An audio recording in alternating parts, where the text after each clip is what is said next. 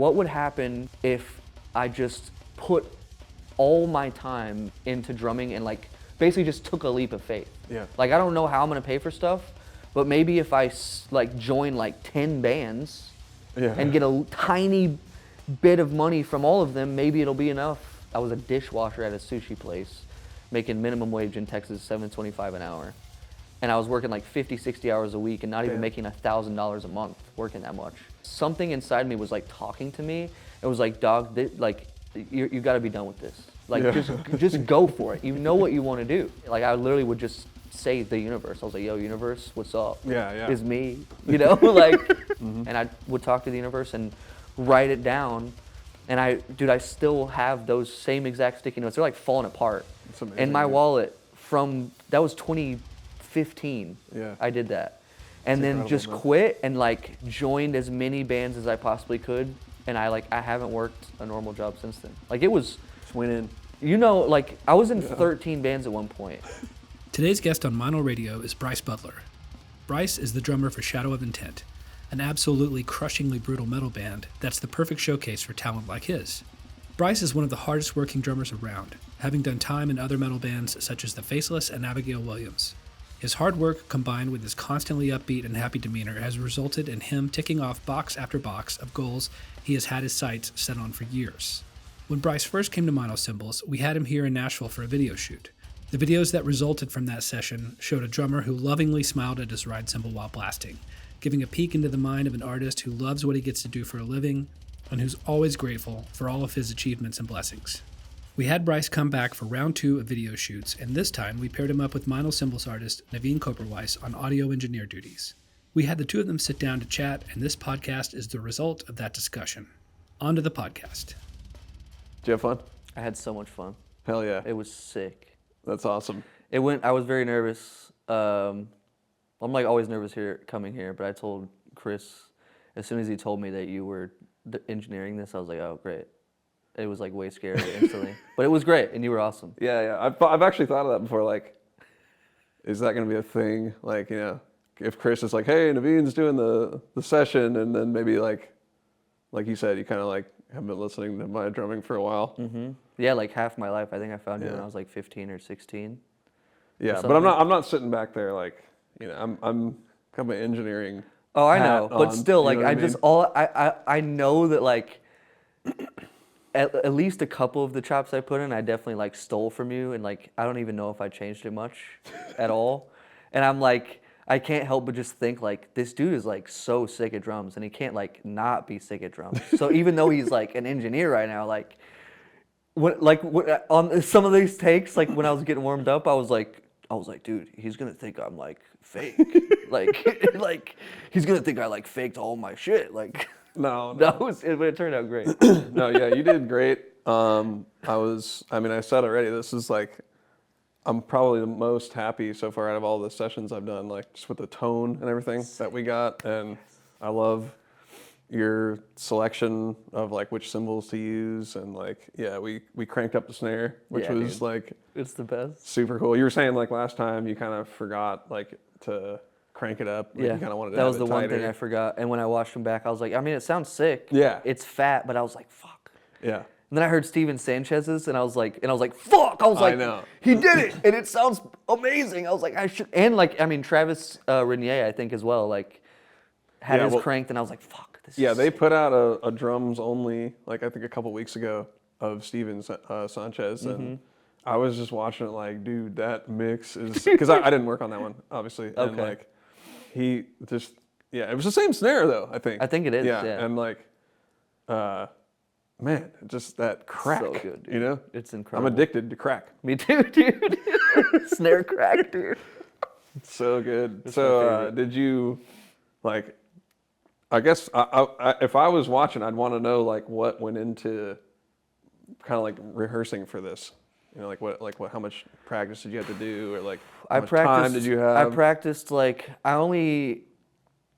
so I finished like recording the new Shadow of Intent drums like only like 3 weeks ago.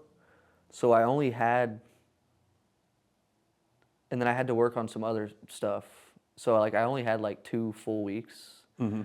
And it it was just like every day. Like the first week, I just like went over everything on my electric kit, to make sure I had like the fills and like the motions and like the muscle memory down. And then the second and final week, last week, I went to my studio and did it on my actual kit, and because I was like focusing on, okay, I need to get my feet dialed in now, because you know, like electric kits, like kick pads are kind of weird. It's not the same. But yeah, I was stressing more than normal because I knew the whole time that you were doing this, and I was like, "Fuck." He should have not told, like, Chris should just say it. he last should have minute. just let it be a surprise. But then that probably, I mean, that could have been even worse. Yeah, Like, yeah, that's true. No, I think you did a really, really good job. Thank you. And it shows that you practiced for sure. Like Thank I you, think man. I feel kind of the same way. I try to just like a couple weeks before the thing, just make sure to run through all the songs because Yeah. you did 8 songs. That's a lot of songs. Yeah. And it's like it's hard. It's really hard to come in and play in front of, you know, like we're all friends obviously, but it's like a professional environment, you know, and you know people are on the clock, so to speak, you know, and you're like, all right, I got to nail this, and there's cameras looking at you, and like it's a whole nother stressful layer. It is. It's so interesting because I've seen people, like I've watched interviews like my whole life, you know, like I've always been curious about this stuff, and I've seen so many musicians be asked, a lot of drummers, like, do you prefer like studio or live? And they're like, I can't pick because it's two completely different worlds. It's like live, like you have the adrenaline of all these people, and like for some reason I'm like not nervous. But as soon as I have like red light syndrome, dude, like as soon as I know, like when you record yourself at home, if you're tracking a video or like even not a video, if I know I'm recording this and I'm like, this is going to a client and it's going to be in the world forever, dude, I'm like, I overthink everything and it turns out terrible. And then when you add video to that, I'm like, oh God. I know, it's so much worse. It's so scary. I'll get kind of nervous even when I'm just recording like videos by myself. Yeah. And then like while I'm playing the song, I'll be thinking of like, I'll do something and being like, I wonder if people would comment on what you know what I mean? You start getting all like meta in your brain, and it's like, it's hard to just, I think that's what's cooler about playing shows is you're allowed to make mistakes and it doesn't really matter. You're not like trying to make a product. You're just like, you know, performing in front of people. Exactly. And yeah. I mean, I think I would say I like studio more, but like if I had to pick one, but obviously playing live is like, you know, just fantastic. It is so sick. And like you said, like the main thing is it just goes by so fast that it's like, and they can't like rewind it in the moment. A lot of, like if you do make mistakes, a lot of people don't notice. Yeah. But in a friggin' song, and if they can just keep rewinding it, it's like, oh God, dude. I know. Yeah, you're like, let's do it again.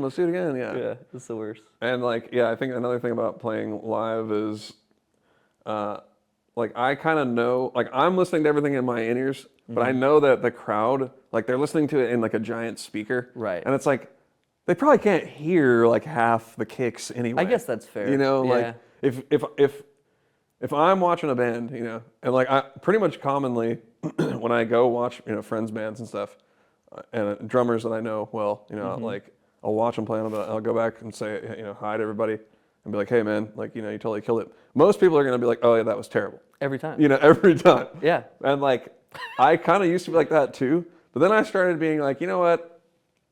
Like I told you in the control room, like if it's like 90%, like you did great. Yeah. You know, like it's not going to be perfect. Right. You know, and but that like I monitor it, and while I'm playing, I'm like, yeah, this is, you know, horrible. But after the show, I'm like, it was probably okay. Yeah.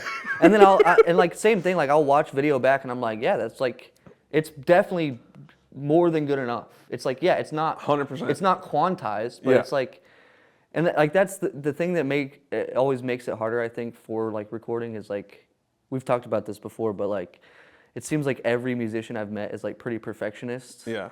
And a lot of us like, you know, I program more drums than I record live drums because it's like more budget friendly. Yeah. But that sucks because I'm used to hearing perfectly quantized drums all the time. Yeah. And then also like when you know, every album, like metal album, everybody wants it to be quantized. Yeah. So that's all we're hearing and like all kids are hearing, and that's what they think a drummer sounds like. Right. And then yeah, I'll never forget the first time I recorded. Like, I had never played to a click. I was like 16, and I was like, this is the worst thing I've ever heard. I was like, am I even a drummer? Like, you know, and I didn't realize that like everything I'd heard had been edited. Yeah. And so I still like get surprised. Like when I hear real drumming, I'm like, is that like bad or is it just real? Yeah. You know? Yeah, I think there's definitely a mix there, but I think the rise of the hyper edited drums and the programs, it has made drummers so much better. It's true. Because I know what you're saying. Like the first time you kind of hear yourself playing to a click and recording some takes, you're just like, wow, this is like absolute garbage. Yeah. But like, I've been doing that now for like 15 years or maybe a little bit more, and like, so now when I hear, like for instance, I was thinking about this when you were playing, I was actually thinking of like when I first started recording like local bands and stuff like 15 years ago, and I would hear like those drummers playing to like, trying to play to like a click, and it's like, man, this is just so off, but like what you're doing, I'm like, this sounds good, and I think I was really just thinking about it because of how many videos Meinl does and how many drummers like come in here and just play to tracks. Yeah. And just that in and of itself is like still kind of a new thing. Yeah. The fact that so many people can just like jam songs by themselves, Yeah. Like, I don't know if it was like this for you, but like when we were younger, it's like practice was just like we got together and like jammed. Absolutely. There was no like. Absolutely. Yeah. It's completely different now. Yeah. Like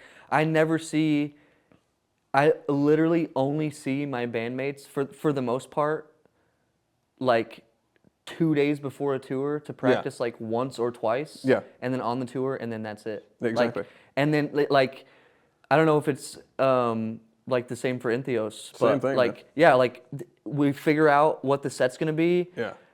Chris makes a freaking like however long the set is, like an entire click track with the songs in order. And we're expected to show up for 1 or 2 practices, having practiced that by yourself, and then you basically just make sure it doesn't sound like trash. Yeah. And then you're like, okay, we can go on tour. I know. It's like, it's so different, man. Yeah.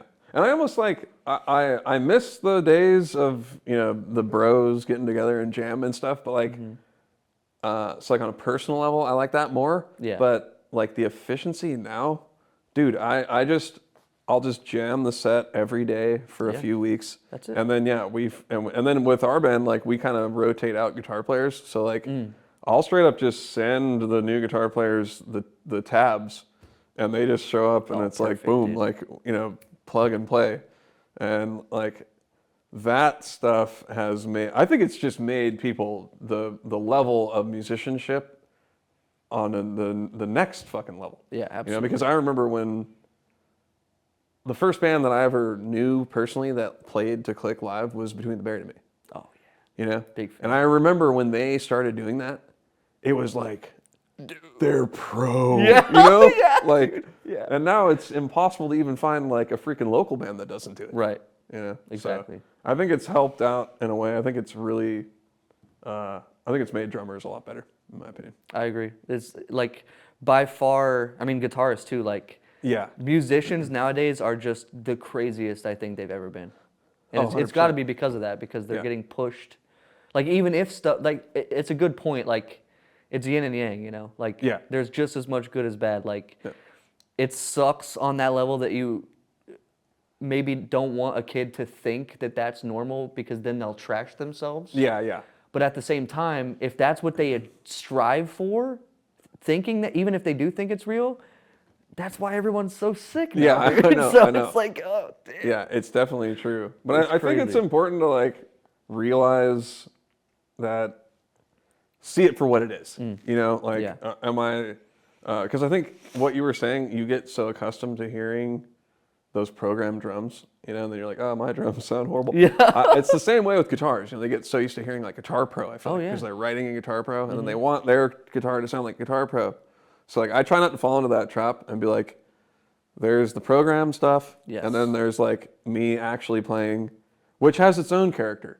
That's know? true. And I want it to be super solid and like, unbelievable, but also maybe it has like this kind of human feel that's like Yes. better in a way than everything being perfect. You know what I mean? I agree. And you said that yesterday. You're like, people kind of are like ready for like a little bit more of a real feel. I think I've noticed that in like comments on videos and stuff. Like, I'm also just seeing more drummers not edit things. Yeah. Or at least like not quantizing anything, and I think it's sick. And I like by the comments, like people are like starting to get it. There's always going to be people that like say it's sloppy, that don't get it. Yeah, like yeah. I guarantee you, they've never recorded drums, and as soon as they, It's so hard. and man. like I have to stop myself from commenting and being like, dog, Yeah. record yourself, please. I know. Even if you're sick, record yourself one time. Yeah. And see if it sounds like I know. what you're asking. See what it sounds for. like. Yeah. Bro. Yeah. Trust me. Because it's a game changer. Yeah, I know. I mean, even just playing, I mean, especially playing simple beats, like that is, it up against a pre-recorded track, like to make that feel good is a whole skill that takes years to come close to being able to do. Yeah. You know, and I think people, just because it doesn't look super impressive, you know, you're not going to immediately pick up on that. Right. You know, like watching videos online. Oh, dude, there's been so many drummers where, usually when I was younger, I was like, I had a little phase where I was like, a little arrogant for a bit until when I was just a local drummer, I was like 16. I was like the only drummer in my small town. So I was like, oh, dude, I'm sick. But then I like played my first show, which was a talent show. And this dude was like 18, like 2 years older. Dude, he freaking destroyed me. And I was like, oh. And it like changed everything. Yeah. You know what I mean? But like, I'm telling you, dude, like, it's kind of insane, like how far stuff has come. It's like genuinely inspiring, really. Totally. I actually love that feeling, like when someone comes through and you're just like jealous. Oh, you know, yeah. I love that feeling of just Me being too. like, oh, or envy, I guess. It's just like, Yeah. I want to do that. Yeah, You know, like that's the so best sick. feeling. You know, I think that's like, I don't know, that's like what keeps me going. You know, I need that. I need like someone who I'm just like, they're the GOAT. Yeah, you know, dude. like, you know, so. Something to push forward to. Totally. Who's been like that for you lately?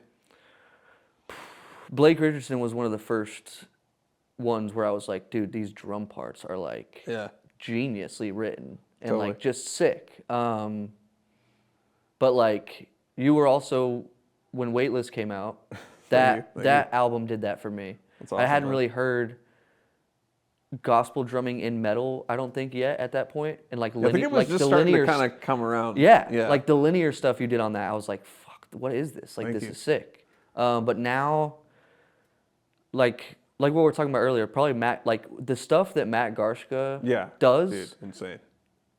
I just can't even I know. fathom. Yeah. First of all, even being able to write that, like, dude, it's just so catchy. But actually being able to do it, Crazy. insane. And he looks like he's chilling, dude. I know. Some of it's so crazy that you're just like, is that like off, or am I just like not It's just there so yet? exactly. It's so advanced. He's like, oh, it's like a 9 tuplet in 5, but like it's inverted. And I'm like, I don't know what that like, but it sounds sick though. I You know? It's definitely like a whole nother level, scientific type stuff. Yeah, it's incredible. Super cool, man. So like, you know what? Actually, something I wanted to mention to you, like a while ago, you posted like a list of like goals that you had like written down with like a Sharpie or something on like a piece of paper, and one of them was like being endorsed with Meinl, and you got a couple other ones on there, and like at that time in my life, I feel like I was like just kind of working a lot and not really like paying attention to that type of stuff, and I was like, damn, like he's doing it, dude. Like, thank you, bro. I was like, I need to do that, you know? That's sick. Yeah, that was actually kind of inspiring for me. Yeah, That means so much to me, bro. Yeah. It was just like, I admire when people just like go for it. Yeah. You know what I mean? Yeah. It's what like it's all so about. easy to not do that. Yeah. You know? So like, how did you dedicate so much of your life to drumming? Like, how'd you make that work? I started when I was like 2.5 or 3, like before I even had a memory. And I'm like, we talked about like how important like supportive parents are for musicians. It's like crazy. And I was like, you know, lucky, like both my parents were musicians, and they got me a drum set when I was like 3, and they were like down to hear loud ass shit that sounds annoying, Yeah. So that was like the start, and I was never really good in school, and I just knew that I wasn't going to college. I'm like, I'm not gonna waste my time or money. Yeah. Like, I just need to go for being a musician. And I saw this video on YouTube. I can't find it now, but it was like a Mike Portnoy video. And it was like this Cribs type episode, and they come up to like his mansion in like Long Island or whatever. Okay. And he opens the door and he's like, "Welcome to the house that drums built." And I was 15. Yeah. And I was like, I know this sounds dumb, but like up until then, I didn't realize that drummers or people in bands got paid. Yeah. So once he said that, I was like, wait, what do you mean drums built this house? And I like Wikipedia'd like Mike Portnoy and like what band he played for, and like looked it up, and I was like, wait, this is all he does? Yeah. And from that moment when I was like 15, I saw that, I was like, if that's an option, I'm not gonna give myself like any other option. And I worked, like you gotta work normal jobs like at least for a while, like years, and I did until I was like 25, but I was just like never that good at anything. Like I just kept getting fired or quitting jobs because I was like terrible. Like, like all these food jobs and stuff, and I just hated it. Yeah. And I was like, what would happen if I just put all my time into drumming and like basically just took a leap of faith? Yeah. Like I don't know how I'm gonna pay for stuff, but maybe if I like join like 10 bands and get a tiny bit of money from all of them, maybe it'll be enough. And like, when I was 25, I was working I was a dishwasher at a sushi place, making minimum wage in Texas, $7.25 an hour. And I was working like 50, 60 hours a week and not even making $1,000 a month working that much. I was miserable, and I was like my conscience, I guess, something inside me was like talking to me. It was like, dog, you got to be done with this. Like, just go for it. You know what you want to do. Yeah. And I quit on the spot, and I went home and I got a sticky note, and I just started. I don't know why. I just was like, I feel like I had heard some stuff on like podcasts about like manifestation, and I like looked it up, and I was like, that's like a cool, crazy concept. Like, let's see if it works. And so I started like telling the universe what I wanted. Like, I don't even know what to say. Like I literally would just say the universe. I was like, yo, universe, what's up? Yeah. It's me. Like your dog, I'm That's like, sick, man. I would really love to have this. Like, and I want it more than anything. And like, I love this. This is all I want to do. Mm-hmm. And I would talk to the universe and write it down. And I still have those same exact sticky notes. They're like falling apart. That's amazing. In my wallet that was 2015. Yeah. I did that. And then just man. quit and like was living with my dad at the time. So it was like cheap, like I could like afford to live there. Mm-hmm. And I just like joined as many bands as I possibly could. And I haven't worked a normal job since then. Like it was swinging. Like I was in 13 bands at one point. And it was whack because there was a time where like I thought that was like cool, and I was like maybe like a little braggy about it, which was like whack in hindsight, because a drummer dude one time said, like, he kind of talked shit about me online and basically said like, yeah, well, none of them are going anywhere, and it's because you're not able to commit enough time to one of them. And I was like, yo, he might be right. He's on to something. Yeah. That's the worst, when the haters are right. It is, but like I don't want to be a douche, Like I was like, yo, I should, like, part of me would be like, yo, fuck this dude, I'm ripping, but like I was like, yo, he's kind of right, and I need to be humbled by stuff. Mm-hmm. And I took his advice, and I started reaching out, and like it worked out perfectly because a really good friend of mine has a studio and everything, and he had an old like Focusrite Sapphire Pro 40. Dude, I love it. Firewire, dude. I love that. And like 8 mics that he didn't use any of it anymore. Uh-huh. And he gave it to me for free. Hell yeah. And he was like, and this is another like weird, like, that's why we're so close. He like had this feeling, he was like, I feel like if I give this dude this stuff, he would use it and it could like change his life. And like the whole reason why I'm even here right now is because I was like driven by that. Yeah. Bought some cameras with like the little money. Like I was like barely eating, had enough money to eat or pay rent every month. Yeah. I didn't give a shit. I was like, I'm doing exactly what I want to do. That's the best. It'll get better. Yep. If I'm supposed to do this, it'll get better. And like didn't give up and then started making videos and then like got in the faceless, you know, like we've talked about all that. It's like, it's crazy. It's like a rite of passage, you know, for a lot of these people. And checking like, the boxes. It's sick, you know, and moving up the ranks. it's exactly. The whole reason I was even able to do that stuff was like because of these mics that this dude gave me. And then that turned into this band and this band. And then the next thing I know, Shadow hits me up. And then just how small the world is. We talked about like, you know, I'm from Dallas and Trey from Fit for a King now is like from Dallas, and I've known him for super long, and he's the one that ended up recommending me to Meinl in the first place. And it's just like, it really is unbelievable, and it's like, you know, like you said, the key is to just not like be hungry enough, like want something enough. Don't give up, even though it's for sure gonna be hard. Oh yeah. But like, be good to people, basically, dude. Yeah. And like, just like if you believe in yourself and speak what you want and like write what you want, it's kind of crazy. Like it's exceeded. There's still things that I haven't crossed off yet, for sure. But like, and there's some that like are like silly. Like one of them is like, I want to tour with Meshuggah, bro. Like that's my favorite. Like I don't know if Shadow's ever gonna, if they're ever gonna take Shadow on a tour, but like, and if that never happens, that's fine. But like, you know, there's a lot of things that exceeded what I even thought was possible. Yeah. It's sick, dude. 100%, man. So I just try to, like, every day, like, no joke, dude.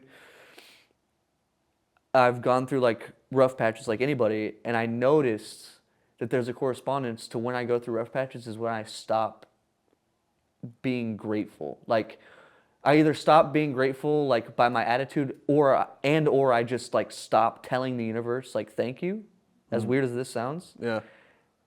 And then when I do it again, and it's always genuine. But when I remember to do it again, things get better. And crazy shit pops up. Yeah. Every freaking time. So every day, like I try, like when I wake up every day, I'm like, yo, this is sick. I get another shot at life.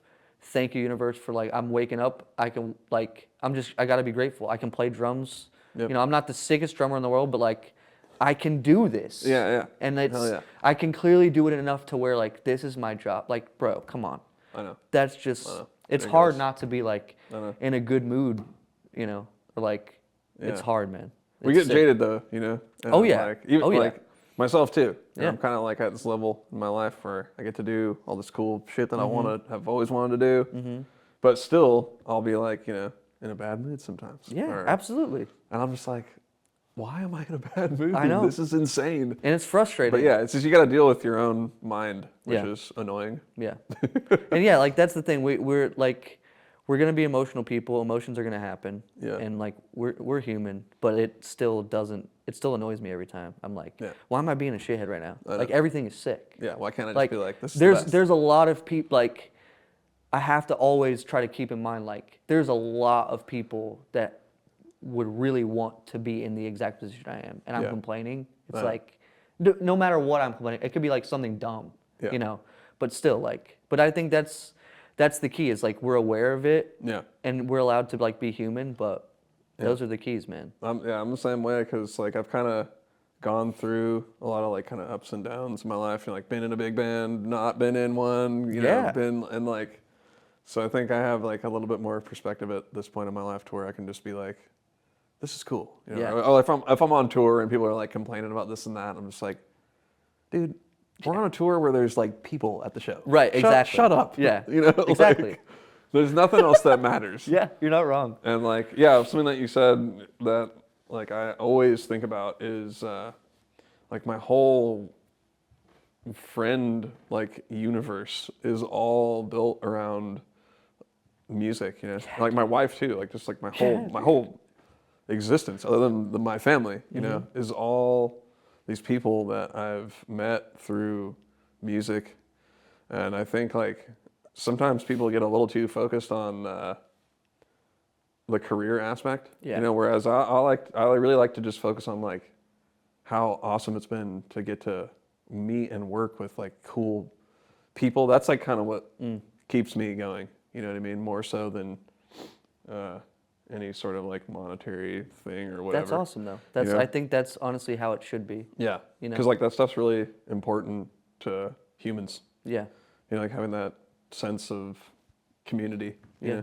And that's been like the case for me and my wife moving here. You know, we've kind of like just, you know, got to work with Meinl and got to like, you know, all this stuff that like, I don't know, you don't even think of. And it really just comes from like just genuinely being interested in like making relationships. Yeah. You know, that's like, I think that's something that people overlook when they're like younger. Yeah. You know, like, oh, I want to be endorsed. I want this. It's like, just meet people. You know, That's just focus that's on the that thing, man. You know? Just do your thing and like. Yeah. If it's, I don't know, like I really am like a firm believer in like if something is truly meant to happen for you, it's gonna happen. It might not be when you want it to happen. Well, it definitely won't be when you want But it to. like, yeah, definitely not. Clearly from like everyone's experience. But yeah, And it it's might just not like, happen you in gotta the be way patient. you thought it was. That's another Right. thing I've realized. You know? Exactly. Like things come about in like these ways that you couldn't have even ever thought of. dude. You know, and It's crazy. but I love the ride. You know? Yeah, that's the like, best part, man. That's what I'm here for, It's freaking awesome. for sure. Like Well, we damn. didn't get into this like that's the key. Like I've seen some people that do get into it for the money, which is like insane to me. Yeah. Or like the recognition or like whatever it is. Like they just, you know. But none of us, I feel like all my favorite musicians and like the most successful musicians that I know or are friends with, it's so, like you said, it's just genuine. Like they Yeah. didn't get into this to be famous Yeah. or to have this many followers or like have this many streams or make this much money. Yeah. They just love music. We have like this compulsive, we can't describe this drive that we have. Like we have to do this. Yeah, This is yeah. what we're meant to do. It's like Yeah, weird. have to do it. You know, and it's like It's a bodily you just, function. Yeah, and you just accept whatever happens, and you kind of are just like you said, just enjoy the ride and are just kind of grateful the whole time. Yeah. And it's usually those people that like the universe rewards them for not expecting stuff or not being like, you know what I mean? Yeah, I think It's so cool. I think it definitely has to do with your attitude and like your mindset, you know. And I think people can obviously pick up on when you're trying to get something out of them rather than just like be Definitely. cool.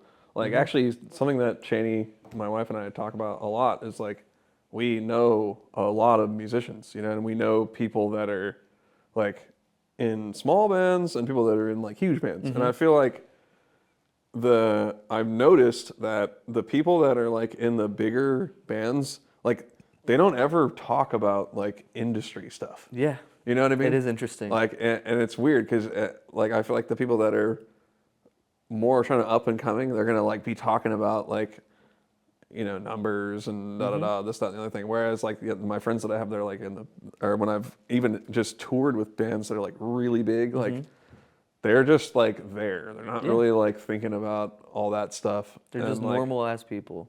Yeah. It's awesome. So I think that's like always an important thing to keep in mind. You know, I try not to like get too jaded with like industry stuff. You know what I mean? It gets hard sometimes. But yeah, like there's only so much you can do, you know. Yeah. And I don't want to like I don't want to be mad at the world, like choose to be mad at the world with certain things that like you can't. All you can do is your best, man. You know. Yeah, and I think about that a lot. Like even if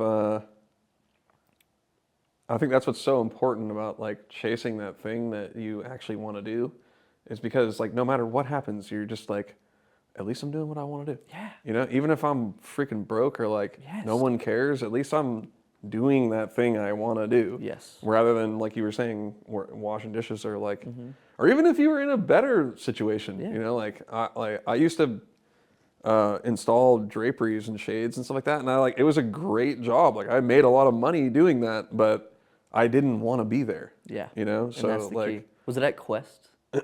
what? Quest? What's that? Oh, okay. That's like well, I guess it's like a drapery like curtain company in, Okay. in Texas that like a couple of Oh, my like, yeah. touring buddies have worked for them. I might have heard of those. Okay. Of their no, it was something else.